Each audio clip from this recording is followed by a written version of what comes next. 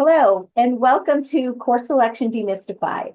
We're happy to share this webinar with you about the course selection process that will be coming up in the next week for your students. And this is especially for parents of the classes of 2028 and 2029. That's rising sophomores and rising juniors. So if your son or daughter is a freshman right now or a sophomore, we always try to present this program for parents of those students because there's a lot that's changed since the first time that you've done this. So welcome. My name is Brenda Posnansky. I am the Senior Director of School Counseling and Admission. And with me today is our counseling staff, and they will introduce themselves when they start on their screen, on their slide. So sit back and enjoy this presentation, and hopefully it will help your son or daughter and you understand the process a little bit better.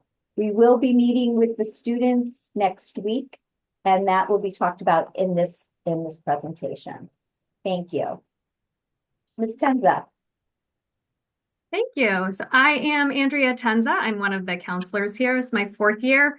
So it's my fourth go around with course selection. And I will say that the next few weeks at school are very exciting and very busy for the students, the faculty, and especially us as counselors as we help the kids kind of navigate their way through this very exciting time of year. So I just wanted to go through the calendar for next week.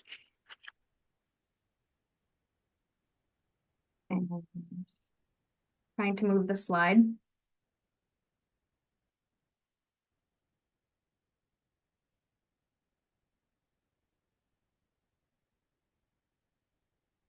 Thank you. Okay, so next week is a busy week. Like I said, on March 9th, on Monday, the counselors are breaking up into pairs, and we are separating the students by class. So some of us will be meeting with the rising sophomores, some of us will be meeting with the rising juniors, and some of us will be meeting with the rising seniors to kind of talk more specifically about what the course selection process looks like for each class individually. We will take some time to really dissect the program of studies.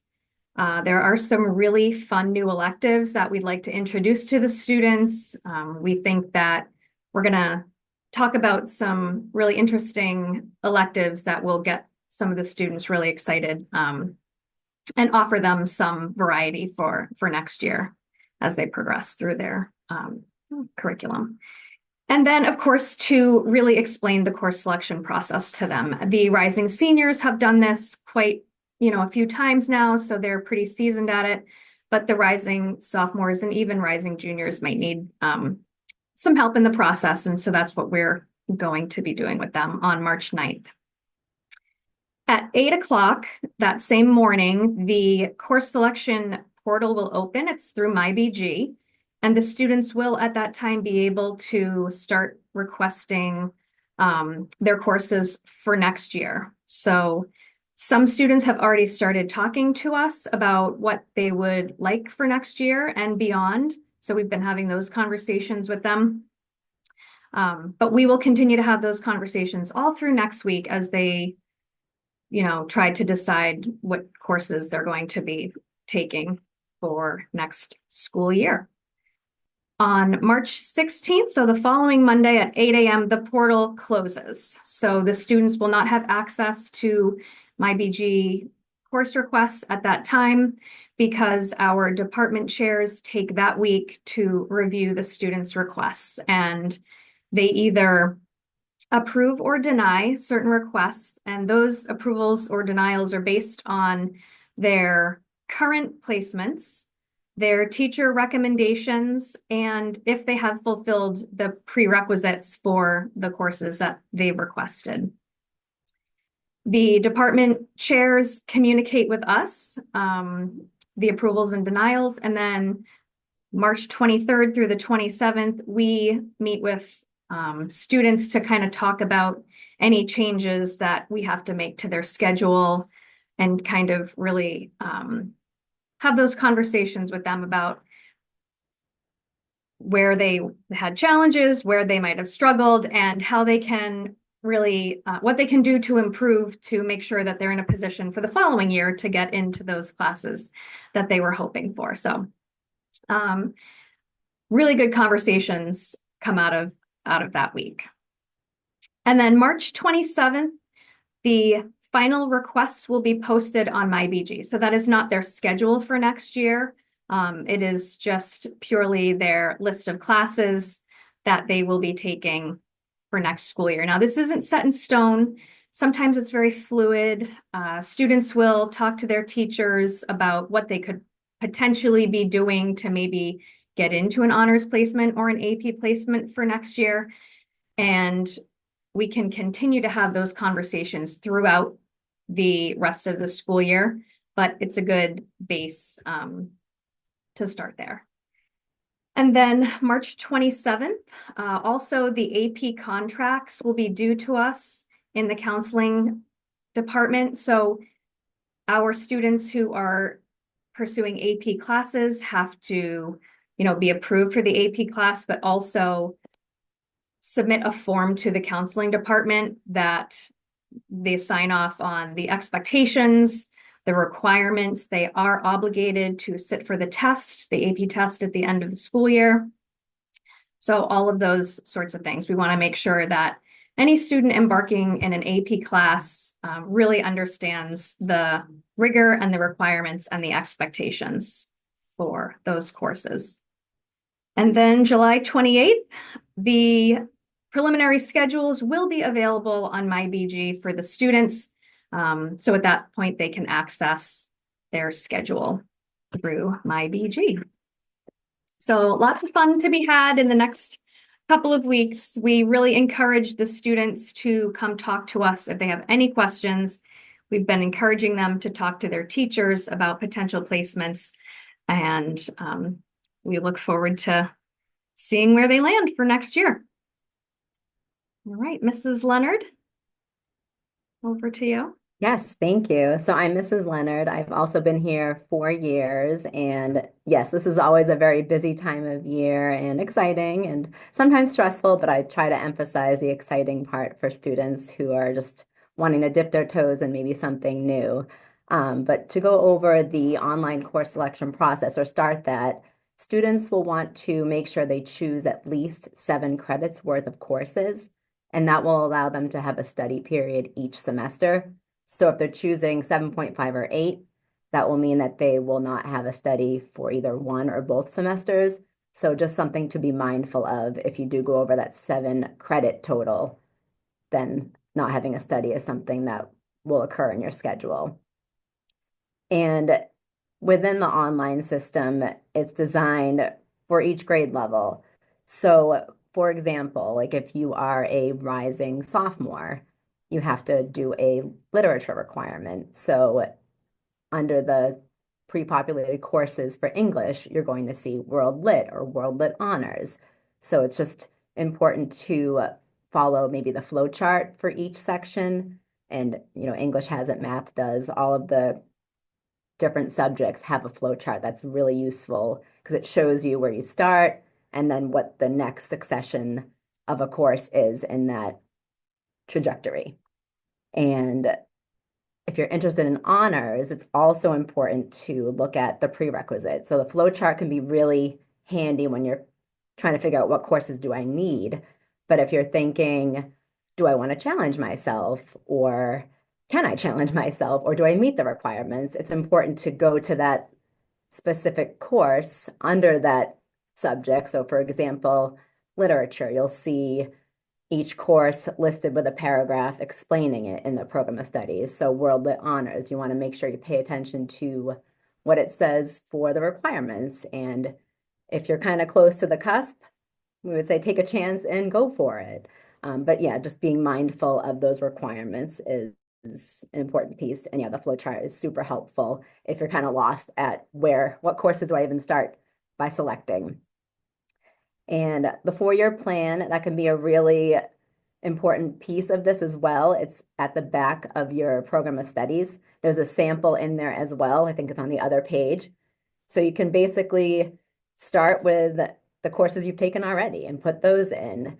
And then you can kind of go through the remaining years you have here and list what your hopes are. And if you're not sure, that's okay too. That's a great time to have a conversation with your counselor, or take a class that you're not sure about, but it sounds interesting. You really don't know until you try. And I always tell students, even if it's a class that you didn't like, I mean, it still is beneficial because it can tell you something about what you might want to look into in your future. So if you take a history class and that's not your thing, maybe taking a different route is advisable. So it really depends, but I always say take a chance and take different courses because you never know what you're going to like unless you do that.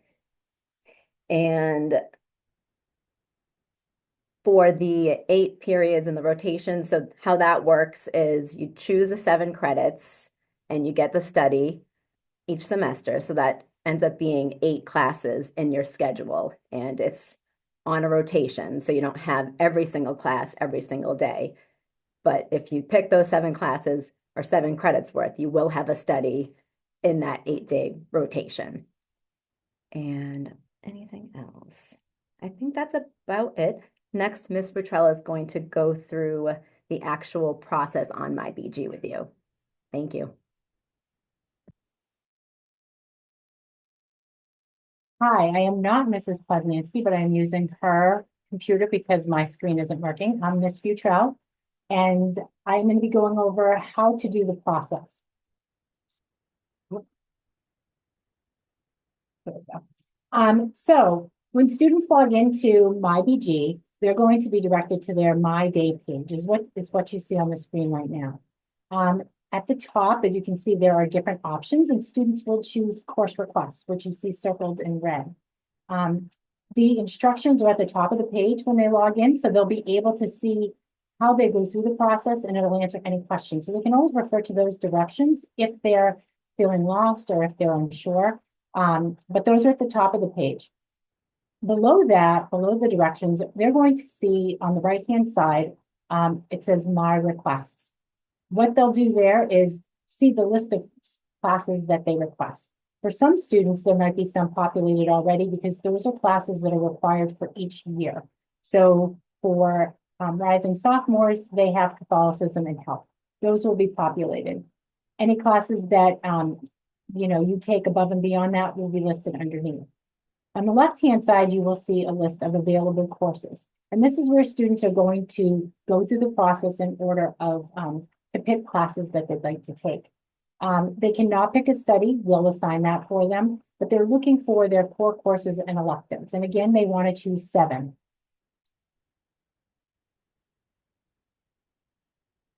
So as you can see at the top, there was a little icon that they could do a search. And if they put the class that they want or the department they want, it will pop up that department. Or they can put in all courses and see all the departments and classes listed that they are able to take. So they'll want to click on each section. So every student needs to take their English, put in their math, social studies, their electives, science. For theology, for some of them, they may already be pre-populated. But for other, classes, once they get into their senior, they can choose to have their courses. Again, they want to make sure that they are choosing classes that they are interested in, that fulfill their requirements for graduation, which can be found in the program of studies in the front of the book. And they also can use the 4-year plan, as Ms. Leonard said, to kind of create what they want that 4 years to look like. So they'll put in each class that they're interested in. If they click on the class, so for example, we have our literature listed, it will show them the description of the class, the prerequisites that they need, which is usually a grade or department chair approval. And when it can be taken, the length of the course is usually 2 for a full year course, 1 for a semester course. And then they can add the course that best fits what they need at the time. So if that's college prep, honors, or AP, if they fit the requirements, they can select that course. Again, the department chairs will go through that and determine if the student meets the prerequisites, and we'll have those conversations later down the road. They want to click the Add Course Request, which is highlighted in the red box, to their courses, and it will show up on the right-hand side once they've selected that. It's really important students are mindful when they do this process and look at what the course requirements are and if it fits, their needs. Because this is how we build the master schedule. So for some of the new electives that we have for students, or some of the AP courses, if a student doesn't select it right away and they decide in the summer that they've changed their mind, we'll do our best to see if it fits. But if the course is full, we won't be able to add a student, or if we couldn't create a section because there weren't enough students. It's all driven by what students do at this point. So they need to really be mindful of what they're choosing, because this builds our master schedule and what courses will be or may not be offered based on students' requests. If you are taking a course like band or chorus, it will pop up if you've already taken it saying that you've already taken this course. You can just press move forward and it will add it for your course request in that request section. You want to make sure you have 7 classes in there. Again, count them up. It will say for half-year courses first semester. That does not mean that those courses are only run first semester. It's just the default that we have. And when we build that master schedule, we're going to put courses either in first semester or second semester, and that's how it will build in your schedule. So as you go through this process, if you decide, I changed my mind, this isn't the right request, when you scroll down using clicking the down arrow, you'll see that it says, well, there's a little trash can. It says remove from my requests. You can remove that course and add the correct course that you are looking for. So if it's honors or AP, you can do that by using that. You can also add an alternative. So if you have electives and you want to put a backup, you can put them there. Or if it's you think you want to do honors, but you're not sure if you're able to, you could add that as an elective, as an alternative to that class. That's how you kind of go through this process. It's very self-explanatory, but we're here to answer any questions if you're unsure. So make sure you tap into us. If you, if you're, making a mistake, again, use the remove from my requests. And at the end of this process, every time you add classes, you need to save. If you do not save, it loses everything. So you may go in and only have 4 courses. That's okay. It'll prompt you to say you don't have enough. Save it. You can always go back. This process will be open from March 9th through March 16th. So at any time you can go in and out, as long as you save, it will keep your year-round work that you put in or what you've added. So make sure you do that, because otherwise, come March 16th, if you haven't added your classes or saved it and there's nothing in there, we'll be reaching out to have you come complete that, or we'll be selecting classes for you based on how you've done and what you've taken in the past. I'm going to move it on now to Mr. Mullen, who will talk about thoughts on course selection. Thanks, Lisa. I'm Dylan Mullen, the Associate Director of School Counseling here. I'm going to talk a little bit about balancing courses and what that exactly means. So when we talk about students balancing their courses, we want to make sure that they're thinking about the leveling of courses that they're taking and how many courses they want to take in each particular level. Because as you go up in the requirements between the honors and AP courses, the amount of work you're going to do in each of those courses adds. So you want to make sure you're factoring in school requirements. Are you doing any sort of clubs, extracurriculars, sports in school? Do you have extracurricular commitments? Do you have a job? Do you volunteer? Do you have things outside of school that are going to take up time for you after school that are going to be, you're going to need those hours to do your homework during the day or during the night. And you have to make sure you can do all that and still find time to, sleep, eat, do all the things that make you a healthy person. We talk about grading as well. We want to make sure that you're doing the best you can across the board. So when we talk about building courses, or building a schedule, I should say, we want to make sure that we're finding that good balance. We want to make sure that you're taking courses that maybe are interesting to you, or maybe challenging yourself in those courses. And then some of the classes that are grad requirements or other things that are not as interesting, maybe those are the ones you decide to do the traditional college prep level. Because the requirements of those will be less from a time commitment standpoint than they would be for the honors and AP courses. We go to the next one.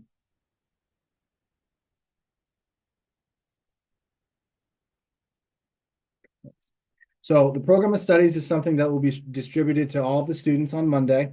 They'll get a hard copy during one of the 3 presentations they'll listen to in either the Fieldhouse, the Gymnasium, or the KLC.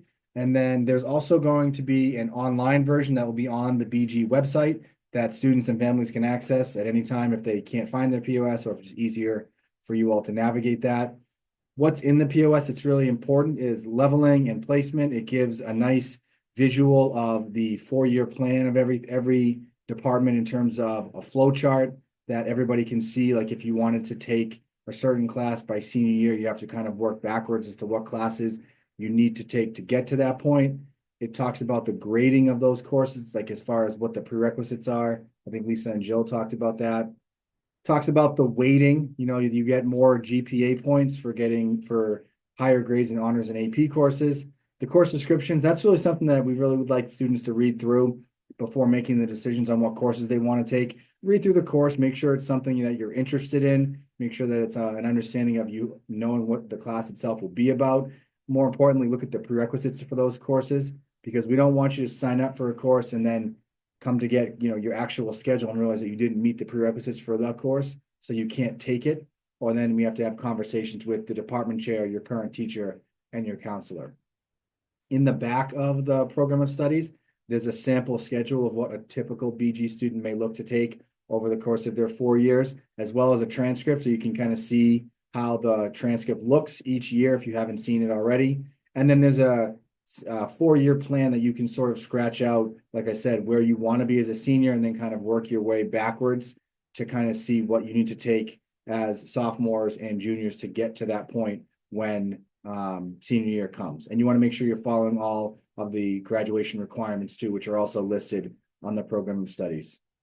So, and if at any point, I think it's been said a number of times, if there's questions, just see your school counselor and we'll do whatever we can to make sure you're in the best position for success in terms of balancing the courses and everything like that. So I'm going to pass it back to Mrs. Tenzin now, who's going to talk a little bit more about calendar dates.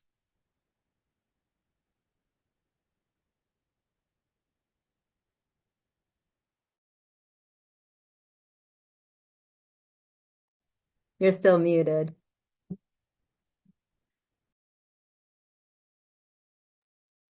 Sorry about that. I just wanted to reiterate a few of the dates, but I wanted to say too that it's very important for students to be in school on Monday, not only because, well, they miss the opportunity for a hard copy of the program of studies, but also they'll miss a lot of important information that we're going to introduce them to. So please make sure that your student is in school so that they can take advantage of our program Monday morning. So again, March 9th, we'll be distributing the program of studies. The portal will open at 8. They will have 1 full week to request their courses. The portal will close March 16th at 8 o'clock in the morning. And then on March 27th, the students will be able to view their requests in MyBG. The same day, March 27th, the AP forms are due back to us in the counseling office. So again, that's the AP form that is signed by the student, the parent, and the counselor. And then 2 really cool opportunities coming up that same week. March 25th, we're having and hosting the NEACAC College Fair here at Bishop Girton. It's a Wednesday night.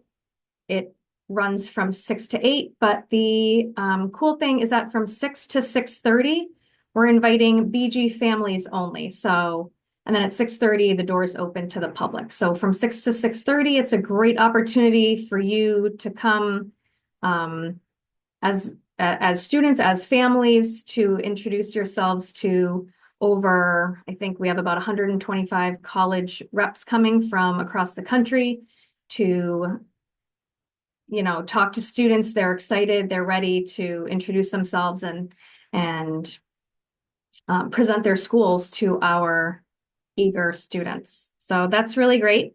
Again, 6 to 8, March 25th. And then March 27th, we're hosting the career fair in the field house. And that is a great opportunity for students to take some time to learn about different careers and opportunities. It's a lot of BG alum who come back to talk about their careers and maybe the pathway that got them to where they are today. So students can talk about the courses that they took in high school to get them into college and to follow different pathways to get them to their current careers. We really encourage students to take these opportunities seriously because they get out of it what they put into it. So really come with questions in mind, come with a positive attitude, and take advantage of those two opportunities. Again, July 28th is when the preliminary schedules will go out to students. And then I can't believe we're talking about the first day of school, but that will be determined, in the next month or two. So we'll keep you posted. I know a lot of you schedule vacations and other things, and so you're eager to hear about when the 26-27 school year will open up. So thank you. And if anybody would like to come in and talk to us, we love face-to-face meetings and appointments. So please feel free to reach out to us. All of our emails are on this slide. And you can always email, call, and again, come in person. We're open to all of those options. So please feel free to contact us. Of course, we love to hear from the students, but a lot of times the parents are part of this process as well. So don't be shy. Thank you.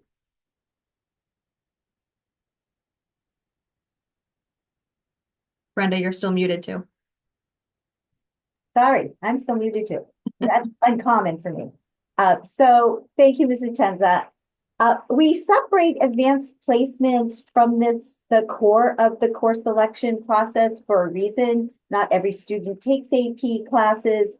However, we encourage students to really look into AP classes and why they're important. So we're going to talk about that a little bit through the next couple slides. What the advanced placement program does, it allows students to, in high school, take college level courses. At BG, we have 22. Now we will have 23 next year, AP classes, and they are all taught in person. In many schools, the school may have 5 or 6 AP classes, but some of them are taught online. So we're very fortunate that there's a real commitment here to the advanced placement program. And each year we have close to 425 students test. So the advanced placement course requirements are rather rigid. And there's also a reason for that. It is a college level course. It is not to be mistaken for an honors course or a glorified high school course. It is definitely taught at a college level intention and also pace. So advanced placement courses are for students who have reached a prerequisite where they qualify for an advanced placement. Typically, the courses are, or the way the path would go for an AP course is the student would have been in an honors level of that course and that discipline prior. And the reason for that, again, is you're building your skills and getting ready to be able to take a college level course. At BG, we take that curriculum very seriously, that this will be a college level course. So it is important for us not to set students up for failure. And the prerequisites are very clear in the program of studies about the AP class. And the reason for that is the course expectations. The course expectations are set up to advance the student at a faster pace with a deeper knowledge level, but also more independence as a learner. So students who are taking AP classes like you would in college, you're not necessarily going to have all the instruction delivered to you through lecture or through the professor or the teacher. So there's some independent work that's going to be expected for any AP course here at BG as well, because it is a college level course. So the expectations are high. The expectations are also that if you are signing up for an AP course, you are in it for a year, for the year that you have it. And I'll talk about that in a second. We recommend that the number of AP classes a student chooses each year is balanced. And we say 3 is a good balance based on all the other things the counselors were saying. And, if the students are athletes, they work after school, they volunteer, whatever it may be, those are hours in the day that they need to do that. But they also probably, if they're in an AP course, have a pretty rigorous BG schedule already. So adding on an AP course that might require 60 to 90 minutes a night of homework is important to consider when you're thinking about taking an AP course, because balance is so important. We often see students who oversubscribe in AP, and it's a miserable year for them. I actually had a daughter who did that, would not listen to her mother, but she ended up taking 4 AP courses, and it's a lot. It's a lot. And oftentimes was not going to bed till after midnight because of it. So the number that we say that we recommend is 3. If a student is interested in taking more than that, they have to get the approval of the vice principal to do that. And we do have an AP contract, and that sounds much more corporate than it's meant to. But the idea here is it's a 2-page form, one really delineating the whole AP program and what it's about. What are the requirements? What are the prerequisites? What's the expectations? Just like I've shared with you. And it will also say that the requirement at the end of the year is you must take the AP exam. And I'm going to talk about that in the next slide. But right now, just so that you know, on the contract, it says that and that there is a cost. And the student signs that form, the parent signs that form, and the counselor signs the form. But prior to that, the student has to be allowed to take the course through the department chair. So the student will have a conversation with the department chair to see and get signed off on being able to take that course. And there's a reason for this. It's a kind of holistic approach so that everybody knows what the expectations are, what needs to happen, and how well the student meets the prerequisites. That's very important for success in AP. We don't want to scare anyone away, but we want to be very clear that there are different expectations for an AP course than there are for other level courses at BG. So there are exams at the end of the year. They're the first 2 weeks in May, and they are a requirement for a student at BG to take the exam. That's not true in other schools, and that's what makes our AP exam much more robust, because our program requires this exam. So they are the first 2 weeks in May, typically. They are held in 2 sessions. There's an 8 o'clock and a 12 o'clock. So sometimes students will have 2 in one day, depending on how many they have. And again, showing the rigor of this program. And why do you take them? Because again, it's college level course. And in college, you're going to take midterms and finals, and they are typically a 3-hour exam. So it really is mirroring what the student will experience in college. So, and that's the whole purpose. Not to mention that they really learn a lot in the courses. The courses are incredibly fulfilling and very well done, in the sense of even the curriculum that is followed. It's the College Board curriculum, and they're really well done. And so the preparation for college based on an advanced placement course and taking the exam is extraordinary. If the student really wants to go to a competitive college, this is a course, at least one AP course is something that they want to consider taking throughout their years of high school, and many take more. The cost of the exam is, right now, it's $100 an exam. This changes based on what the College Board decides as the cost of the exam each year. So we follow the College Board because that's the curriculum and that's the process.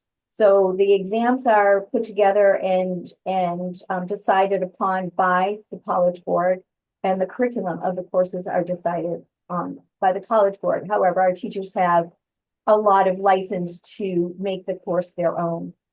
So if there is a reason that you're concerned about the cost, if you get in touch with me, we can talk through that. We do have some support for paying for the course and paying for the exam. So the cost of the course is the cost of the exam. We can discuss that if you ever have any questions about that and feel like it might be an impediment for your student to be able to take the course. So oftentimes students will say, well, why should I take an AP course? What, is it gonna help me in the college admissions process? It's so much work. What if I get a B in the course and not an A? So those are all really good questions. And these are some questions that we've collected over the years based on what students have asked us. And so why should I bother taking, an AP course? Well, for all the reasons I just mentioned, it's a great preparation for college. There is no other program out there that's going to help you more than an AP course to prepare you for what college level work looks like.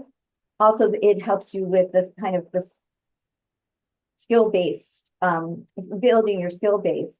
You have to be very organized. You have to be determined. You have to be on top of it. So your time management is going to be in question, and you'll learn to manage all of that. So taking AP course is not just about getting the grade and not just about the content. It's all about the other soft skills you learn on the edges of taking an AP course. And what impact do AP courses and the exam have on college admission? Well, there are some colleges that are pretty competitive that will not even review a student's application unless they have 1 or 2 AP courses on their schedule. That's just a fact. Now, many colleges do not, but there are certain levels of colleges out there, and the elite colleges want to see AP courses. So, and it's not that they're saying you have to have an entire curriculum of AP courses in the sense of all your classes are AP level, but it does look for a number of AP courses on their transcript. So it does have a big impact on college admissions. Now, colleges at that category, the elite category, want everything, right? They want all APs and they want all A's. That's not the case across the board of college admissions, but certainly students who have AP courses and do at least B level or better work have a much better opportunity to be accepted to a college of their choice. What happens with the test is that as the results of the test come out in July, they're not part of the admissions process. The actual exam score is not part of the admissions process. What is part of the admissions process is the AP course on the transcript. So it's very important when you're kind of thinking about this and deciding whether or not to take an AP course to think back about what the counselors have said. Balance is important. How you choose your courses and the thought process behind it, the 4-year plan, all of those things help make a decision as to whether or not you should be taking an AP course as well. Because the test, some students score really well in tests, but they might not do well in the course. So if the student is shooting over their head and they might just get a C in the course, colleges don't really want to see that. It looks like they were padding their transcript so that they had an AP course. But they might get a C in the course because they're hard. But the end result of the course is, the first quarter, let's say, they might get a C, but by midterm time, they might have a B. That's okay. But if students are shooting over their head, that's when we worry. So we really want to be intentional about this and what is important. So the test score of the AP is not considered in the admission process, but the number of courses, AP courses on the schedule is. So those are very distinct differences. But what happens with the test, depending on what college the student decides to go to, colleges will accept that for advanced credits. So they will give credit to the student for advanced college credit. Sometimes it's 1-for-1 credit. So if a student takes AP literature, for instance, they might not have to take a freshman literature course, or they take calculus. They might not have to take the freshman math course. But some programs will decide whether or not they want that particular course as a 1-for-1, or they might give elective credit. So it depends on the colleges. They're not all the same. And so that's also something to consider when you're thinking about an AP course. If you have a couple colleges, a student is interested in, look to see what AP credit they take, because that they will say that in their admissions pages. And colleges are looking for the best and the brightest. So a student that challenges themselves is really showing the college that they're really wanting to challenge themselves, learn more, dedicate some time to being a student and their studies. And those are all indicators of success in college. So that's what colleges are looking for. And again, the score doesn't matter as much as the fact that the course is on their schedule. And again, and as I mentioned, some will accept the scores for credit and some will not. And that's something you have to look for in the process, but they will be looking for that course on the transcript. So, if you have any questions about the AP program, the counselors all are well versed in this, and you certainly can reach out to me as well. I'm happy to answer any questions for you. Really, please take us up on the offer of coming in to talk with the counselor or email or call. It really helps to talk course selection through because it can be a little bit confusing. So please never hesitate to reach out and talk with us. And we thank you for listening to this and hope it will be helpful for you. Have a great day. Thank you.